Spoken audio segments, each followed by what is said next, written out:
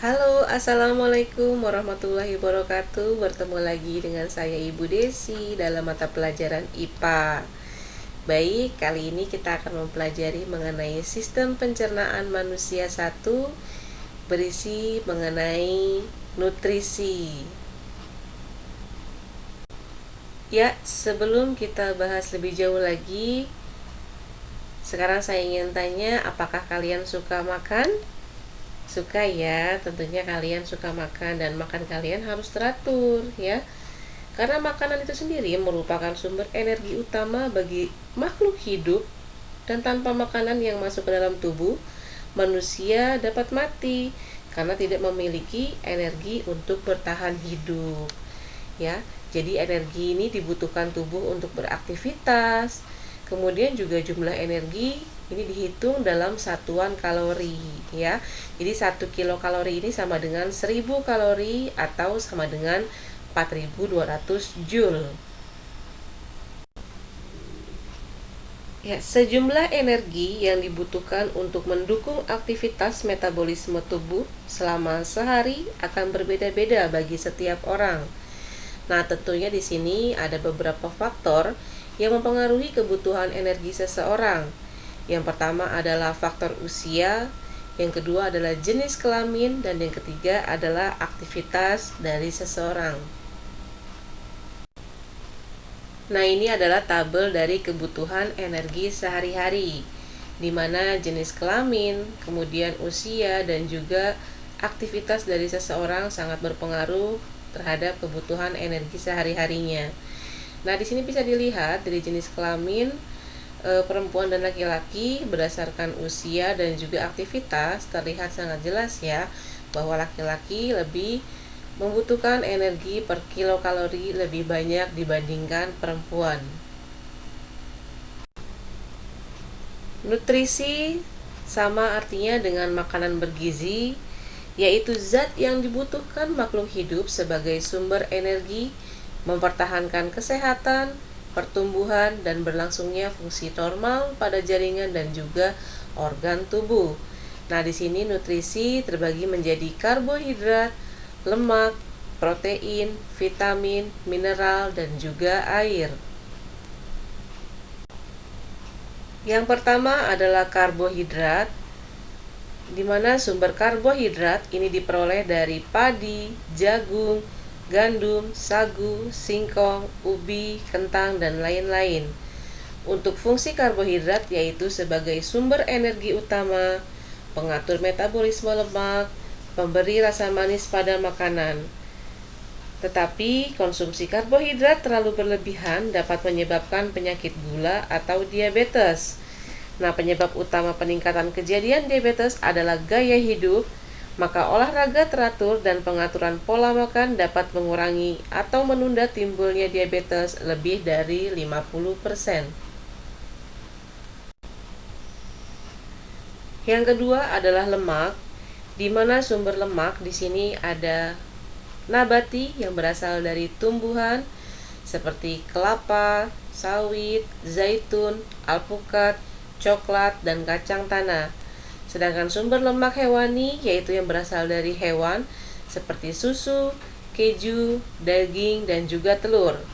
Nah, untuk fungsi lemak yaitu yang pertama adalah sumber energi, cadangan makanan di bawah kulit, sebagai pelarut vitamin A, D, E, dan K, dan juga menyediakan asam lemak esensial bagi tubuh. Selanjutnya adalah protein, di mana sumber protein ada yang berasal dari tumbuhan atau nabati seperti kacang-kacangan, misalnya seperti kacang kedelai, kacang hijau, kacang tanah, dan lain-lain.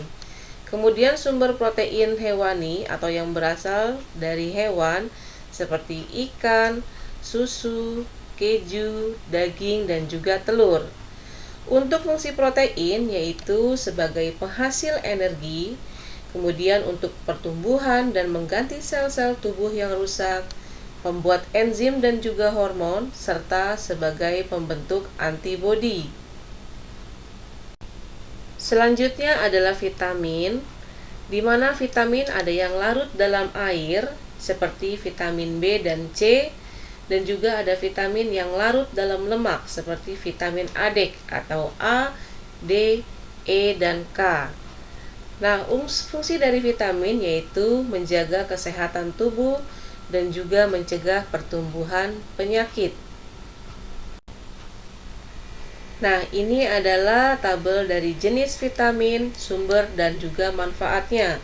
Di sini terdapat vitamin A, B, C, D, E, dan K, di mana masing-masing memiliki manfaat dan juga bersumber dari berbagai macam makanan.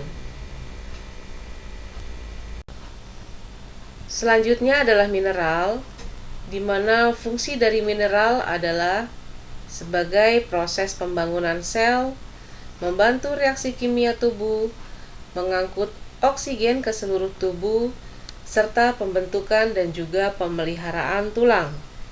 Beberapa mineral dibutuhkan tubuh kita dalam jumlah yang sangat sedikit, dan sebagian yang lain cukup banyak.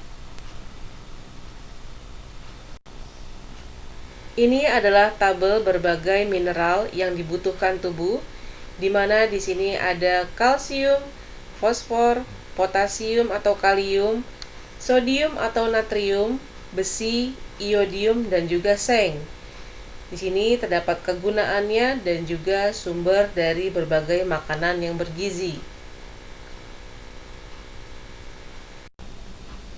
Selanjutnya adalah air.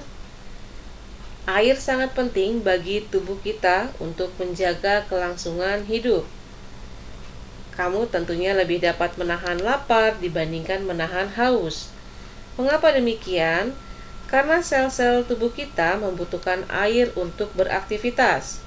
Di samping itu, nutrisi yang masuk ke tubuh kita tidak dapat digunakan oleh sel-sel tubuh bila tidak terlarut dalam air.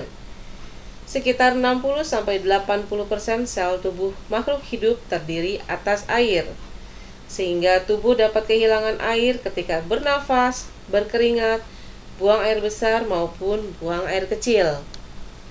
Fungsi dari air adalah yang pertama pembentuk sel dan cairan tubuh, kemudian sebagai pengatur suhu tubuh, kemudian sebagai pelarut zat-zat gizi, membantu proses pencernaan makanan, sebagai pelumas dan juga sebagai bantalan, sebagai media transportasi, dan juga media pengeluaran sisa metabolisme tubuh.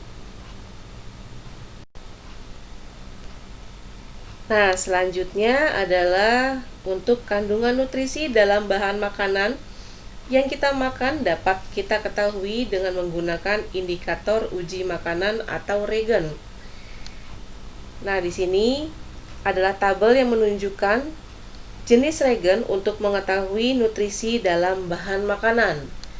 Zat makanannya misalnya seperti amilum atau karbohidrat, regennya yaitu lugol atau iodin atau bisa juga digantikan dengan betadin. Untuk indikator perubahan warnanya yaitu biru tua sampai biru kehitaman. Kemudian gula, regennya yaitu larutan benedik atau bisa juga dicampurkan Vehling A dan Vehling B. Untuk indikatornya yaitu biru kehijauan, kuning sampai merah bata atau orange. Kemudian protein, regennya dengan menggunakan larutan Biuret. Untuk indikatornya adalah merah muda sampai ungu.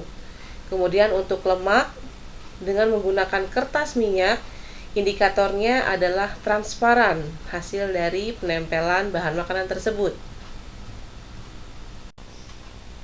Nah, selanjutnya adalah kuis, time to quiz. Yang pertama adalah faktor-faktor yang mempengaruhi kebutuhan energi seseorang adalah titik-titik. Yang kedua, nutrisi zat organik yang berfungsi melarutkan vitamin A, D, E, dan K adalah titik-titik.